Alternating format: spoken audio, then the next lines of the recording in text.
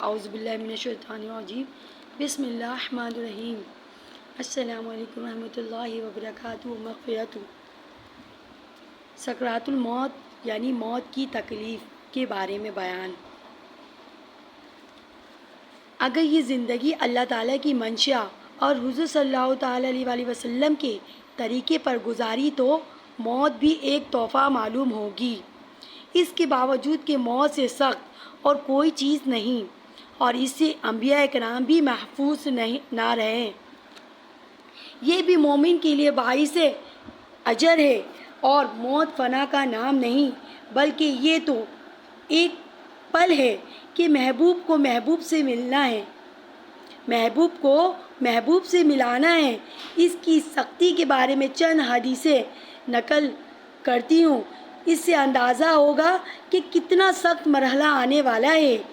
Number 1، حضرت عائشہ رضی اللہ تعالیٰ عنہ سے مروی ہے، وہ فرماتی ہیں حضور اکرم صلی اللہ تعالیٰ علیہ وسلم کے مرض الوفات میں آپ صلی اللہ تعالیٰ علیہ وسلم کے پاس ایک برتن چمڑے یا لکڑی کا جس میں پانی رکھا ہوا تھا۔ آپ صلی اللہ تعالیٰ علیہ وسلم اپنے دونوں ہاتھ مبارک میں ڈالتے اور اپنا چہرہ انور پر ملتے۔ اسی حالت میں آپ صلی اللہ علیہ وسلم فرماتے لا الہ الا اللہ۔ سکرات الموت میں بڑی شدت ہوتی ہے، بخاری شریف میں ہے یہ۔ نیز آپ رضی اللہ تعالیٰ فرماتی ہے رسول اکرم صلی اللہ تعالیٰ علیہ وسلم کی موت کی سختی دیکھنے کے بعد جان کنی کی شدت سے زیادہ اور میرے نزدیک کوئی ناگوار چیز نہیں رہی۔ یہ بھی بخاری شریف میں ہے حدیث۔ حضرت ثابت رضی اللہ عنہ سے روایت ہے سرکار مدینہ تاجدار صلی اللہ تعالیٰ علیہ وسلم موت کی سختی تکلیف میں تھے، موت کی سخت تکلیف میں تھے اور اسی عالم میں آپ صلی اللہ علیہ وسلم فرما رہے تھے کہ انسان کسی دوسرے اسباب سے نہیں اسی موت کی سختی کا خیال کر کے عمل کرے تب بھی مناسب ہے۔ موت بہت سخت اور اس کا ذائقہ بڑا کڑوا ہے۔ امام اوزاعی فرماتے ہیں کہ ہمیں یہ روایت پہنچی ہے کہ مردہ موت کے بعد حساب و کتاب کے لیے اٹھنے تک موت کی تکلیف محسوس کرتا رہے گا۔ ابن ابی دنیا۔ حضرت حسن کا بیان ہے کہ رسول اللہ صلی اللہ علیہ وسلم نے موت کی شدت کو بیان کرتے ہوئے فرمایا تلوار کی 100 ضرب کے برابر موت کی سختیاں ہیں۔ ایک اور روایت میں ہے موت کی معمولی تکلیف کو تلوار کے 1000 ضرب سے بھی زیادہ سخت بتایا ہے۔ کہتے ہیں کہ حضرت موسیٰ علیہ السلام سے مرنے کے بعد اللہ تعالیٰ نے موت کی کیفیت پوچھی تو موسیٰ علیہ السلام نے عرض کیا کہ موت کے وقت میرا حال اس چڑیا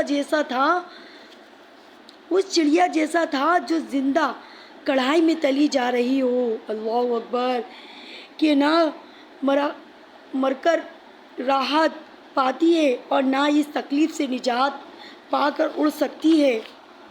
موت کی کیفیت میں حضرت موسیٰ علیہ السلام کا یہ بھی قول مروی ہے کہ جان کنی میں میرا حال اس بکری جیسا تھا کہ جیسے زندگی میں کسائی کھال اتار رہا ہو۔ ان تمام باتوں کے باوجود حضرت عمر بن عبدالعزیز رضی اللہ تعالیٰ فرماتے ہیں کہ میں یہ پسند نہیں کرتا کہ سکرات الموت یعنی موت کی تکلیف میں میرے لیے آسانی ہو، کیونکہ یہی وہ آخری چیز ہے جس پر مومن کو اجر ملتا ہے۔ اللہ اکبر۔ موت کا جھٹکا، اسی لیے اس وقت انسان کو صبر کرنا چاہیے اور یہ کلمات پڑھتی رہنے چاہیے، کیونکہ حضرت علی کریم اللہ وجہ کریم رضی اللہ تعالیٰ سے منقول ہے کہ میں نے رسول اللہ صلی اللہ علیہ وسلم سے سنا ہے کہ جو شخص یہ کلمات وفات کے وقت پڑھے گا وہ جنت میں داخل ہوگا۔ لا الہ الا اللہ الحلیم الکریم 3 مرتبہ، الحمدللہ رب العالمین 3 مرتبہ، تبارک الذی بیدہ الملک، سورہ ملک۔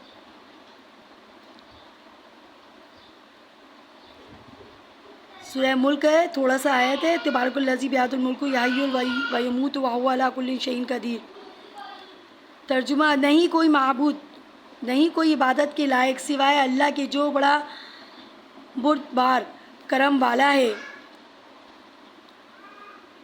نمبر 2 پر تمام تعریفیں اللہ کے لیے جو تمام جہانوں کا پروردگار ہے۔ نمبر 3 پر بابرکت ہے وہ ذات جس کے قبضے میں ساری بادشاہت ہے، جو جلاتا ہے اور مارتا ہے اور ہر چیز پر قدرت رکھتا ہے۔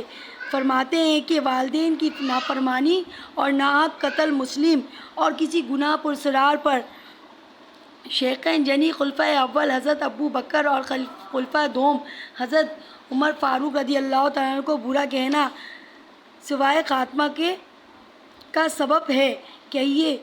کہتے ہیں کہ سیدنا حضرت ابراہیم علیہ السلام نے مالک الموت سے پوچھا کہ اے مالک الموت، میں دیکھنا چاہتا ہوں کہ تم کفار کی روح کس طرح قبض کرتے ہو۔ مالک الموت نے عرض کیا، آپ علیہ السلام منہ پھیریں۔ جب حضرت ابراہیم علیہ السلام نے منہ پھیر کر دیکھا کہ ایک سیاہ آدمی ہے جس کا سر آسمان کے قریب ہے اور اس کے منہ سے آگ کے شعلے نکل رہے ہیں، ان کے بدن کا ہر بال ایک آدمی کی شکل میں ہے جس کے منہ اور کان سے آگ کے شعلے نکل رہے ہیں، یہ دیکھ کر حضرت ابراہیم علیہ السلام بے ہوش ہو گئے۔ اللہ اکبر۔ جب ہوش آیا تو مالک الموت اپنی اصلی پہلی شکل میں آ چکے تھے۔ حضرت ابراہیم علیہ السلام نے فرمایا، اے مالک الموت، اگر کافر کو تمہاری اس مکروہ شکل کے علاوہ اور کوئی مصیبت بھی نہ پہنچے تو یہ تمہاری ہیبت ناک شکل ہی اس کے لیے کافی ہے۔ پھر فرمایا، اچھا اب تم یہ بتاؤ کہ مومن کی روح کس شکل میں قبض کرتے ہو؟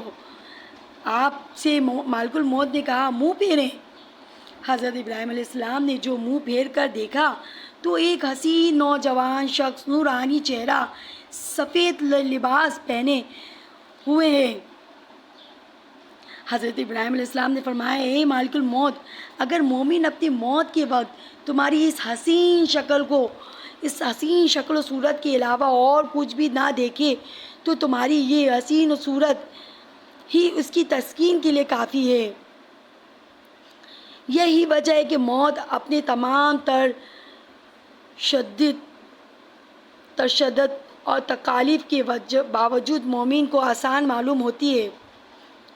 یعنی موت اپنے تمام تشدد اور تکلیف کے باوجود مومن کو آسان معلوم ہوتی ہے، اور کافر، منافق اور گناہ گار کے لیے مالک الموت کی ہیبت ناک شکل ہی سب سے بڑا عذاب ہے۔